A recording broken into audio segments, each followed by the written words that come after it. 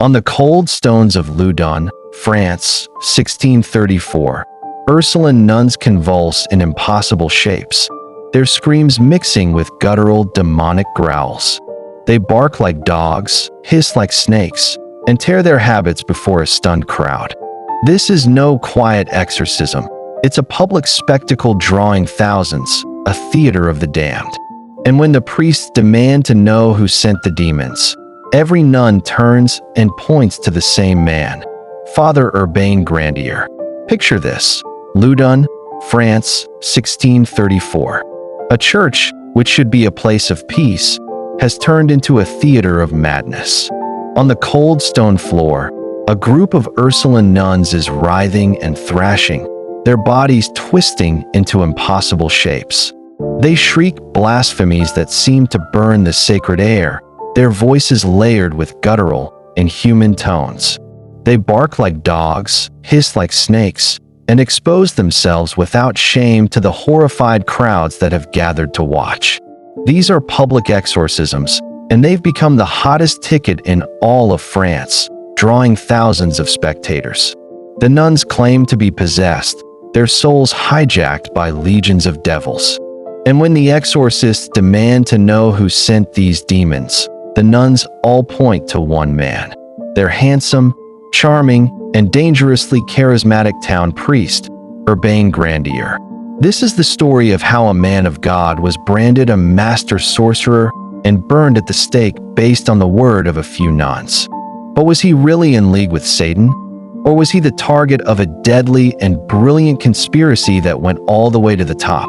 To get how a whole town could spiral into this kind of chaos, you first have to understand the town itself and the man who was about to become its most infamous resident. In the early 1600s, Loudun was a town on edge. A horrible plague had just swept through a few years earlier, killing thousands and leaving a deep scar of fear and grief. It was also a place split by religion and politics.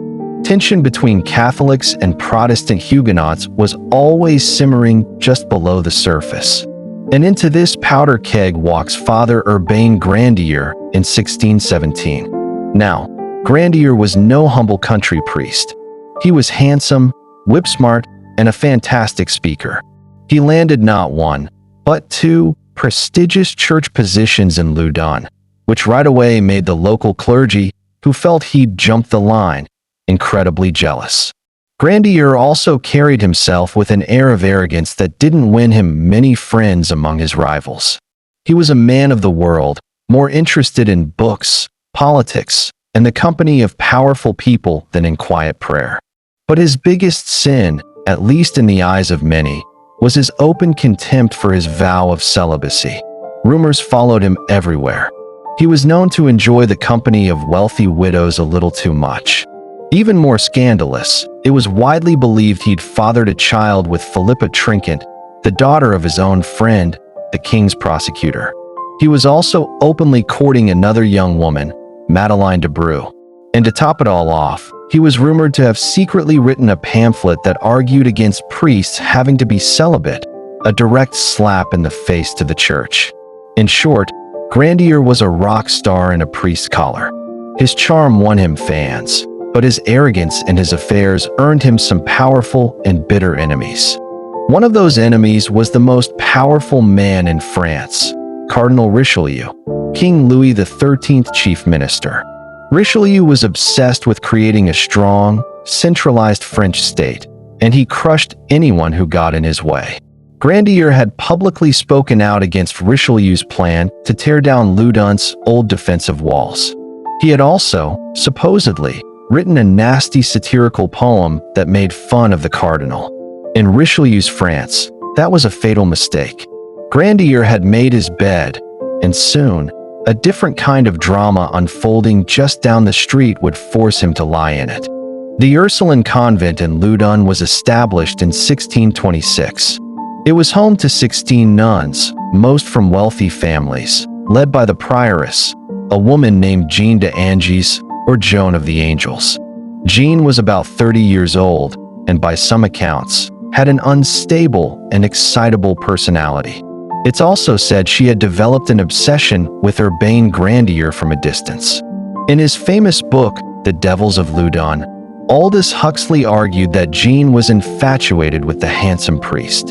When he turned down her offer to become the convent's spiritual director, she was furious and humiliated, and her obsession twisted into something much, much darker. The strangeness began in September 1632. It started with visions. Jean d'Angers claimed the ghost of a recently deceased priest was visiting her at night and making inappropriate advances. Soon, other nuns started reporting weird things, too. They heard disembodied voices, felt invisible slaps, and were gripped by fits of uncontrollable laughter. A black orb was supposedly seen floating down the convent halls. The already repressive and isolated atmosphere inside the convent grew thick with fear. The prioress, Jean, announced that the thing tormenting her wasn't a ghost, but a demon. And during one of the first private exorcisms, she revealed who she claimed had sent it: Urbain Grandier. The accusation was a bombshell. She claimed that Grandier had used black magic to bewitch the entire convent. And how did he do it? With a bouquet of roses, she said, left on the convent steps, a forbidden, sensual gift that broke through their sacred walls and let the devil inside.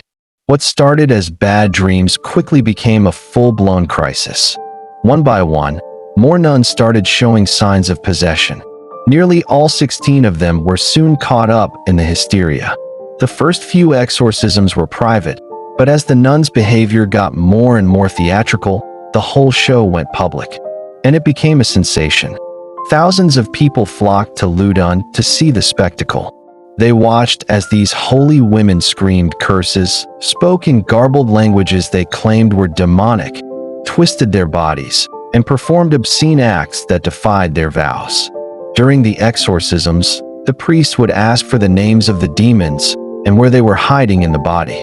Jean d'Angers alone claimed she was host to 7 different demons, including Asmodeus, the demon of lust, and Leviathan. And with every scream and every convulsion, they all repeated the same accusation: Urbain Grandier was the sorcerer behind it all. For Grandier's enemies, this was the perfect weapon to finally destroy the arrogant priest. But this wasn't just a local spat anymore. News of the possessions reached Paris and Cardinal Richelieu. Seeing his chance to get rid of a political opponent, Richelieu sent his own man to take over the investigation, Jean de Laubardemont. Laubardemont was completely loyal to the cardinal. His arrival meant Grandier's fate was all but sealed. The entire power of the French state was about to come crashing down on a single parish priest. On a cold morning in December 1633, Urbain Grandier was arrested. The trial that followed was a masterclass in political persecution disguised as justice.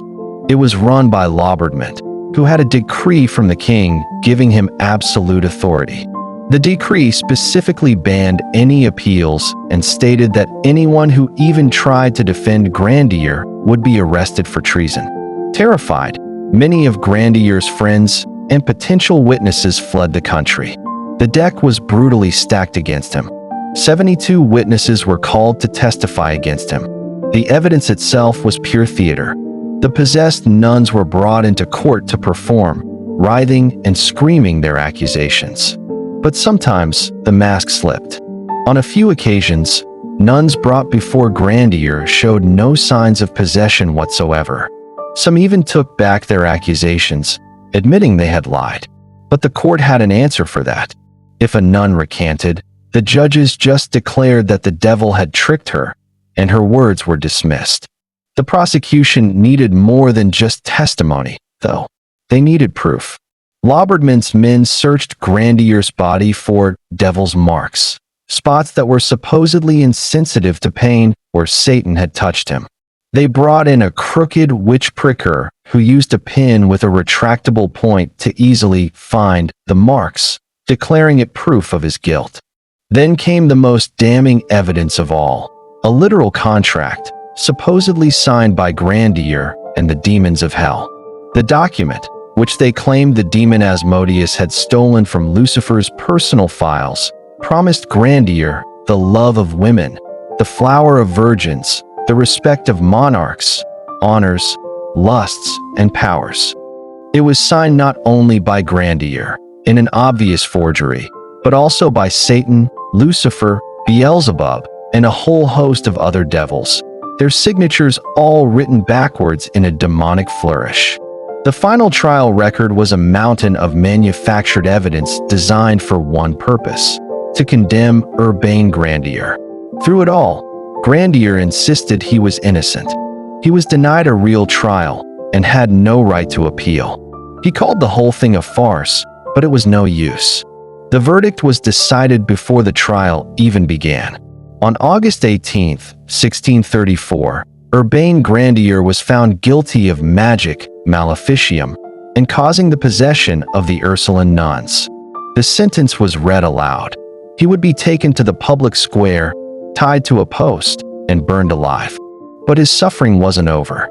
Before the execution, the judges ordered him to be subjected to the extraordinary question, a nice way of saying a final, brutal round of torture to get him to name accomplices. They brought him to the torture chamber and put his legs in a device called the Spanish boot, a vicious vice designed to shatter bone. Worried that a common executioner might be swayed by the devil, the court officials picked up the hammers themselves. They smashed his legs so badly that blood and bone marrow reportedly flowed onto the floor. Through it all, Grandier screamed to God, but he never confessed. He never named a single accomplice, because there weren't any. The execution was a massive public event. A crowd of over 6,000 people gathered in the main square of Loudun to watch the priest burn. Dragged to the stake with his legs completely broken, Grandier was promised a small mercy. He would be strangled to death before the fire was lit. But even that was denied. As he tried to speak to the crowd one last time, a priest threw a torch onto the pyre, setting it ablaze prematurely. Urbain Grandier was burned alive, his last words swallowed by the roar of the flames. To the very end, he maintained his innocence. You'd think that with the sorcerer dead, the demons would leave and peace would return to Loudun. But that's not what happened. The possessions continued and, in some ways, got even more dramatic. The public exorcisms had become a huge tourist attraction, bringing fame and money to the town and the convent. They went on for 4 more years, until 1638. The star of the show was the prioress, Jeanne d'Angers. Her battle with her demons became legendary. Another exorcist, Father Jean-Joseph Surin, was brought in, and he became so involved that he, too, believed he was possessed and suffered a mental breakdown that haunted him for 20 years. Meanwhile, Jeanne went on a kind of victory tour.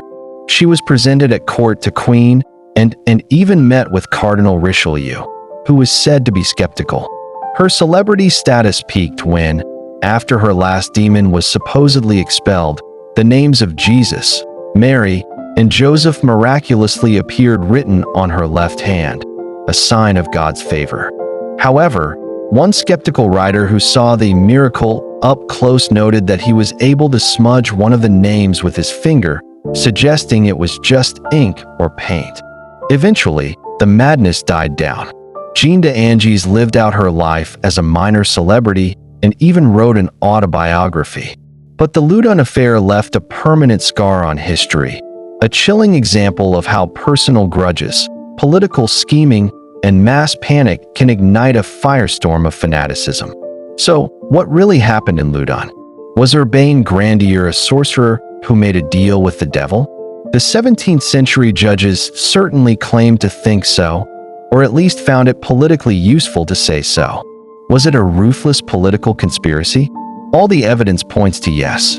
Grandier had made enemies of powerful men, especially Cardinal Richelieu, who used the nuns' wild accusations as the perfect excuse to crush a political opponent. The trial was a sham from the start. Or was it a case of mass hysteria? This is probably the most compelling explanation. Life in a 17th century convent was incredibly repressive. For these young women, many of whom didn't choose to be there. The convent was a prison. The possessions gave them a power and a voice they'd never had. Speaking as demons, they could scream, curse, rebel against authority, and act out their frustrations without being punished. It was a bizarre, terrifying form of psychological release in a world that offered them no other way out. The phenomenon likely started with the delusions of one or two women, like Jean de Angers, and spread like a virus through the stressed-out, isolated community. In the end, the story of the Loudun Possessions isn't really about demons. It's a story about people. It's about how lust, jealousy, and ambition can twist into deadly hatred. It's about how absolute power can be used to mercilessly crush an individual. And it's about how, in a climate of fear, the seeds of hysteria can erupt into a collective madness that destroys everything in its path. The smoke from Grandier's pyre cleared centuries ago, but the questions it raises about faith, power, and the darkness inside all of us are still haunting. If you thought the sight of holy women writhing on the floor and accusing their priest of sorcery was terrifying, wait until you hear what came next. A queen whose thirst for vengeance was so cruel, she ordered pregnant women dismembered before the eyes of their people. Click above to witness the full story of the queen who ordered pregnant women dismembered. Be sure to hit that like button and subscribe for more tales from the dark side of history. And let me know in the comments what you think really caused the Loudun Possessions. Was it politics, hysteria, or something else entirely? Thanks for watching.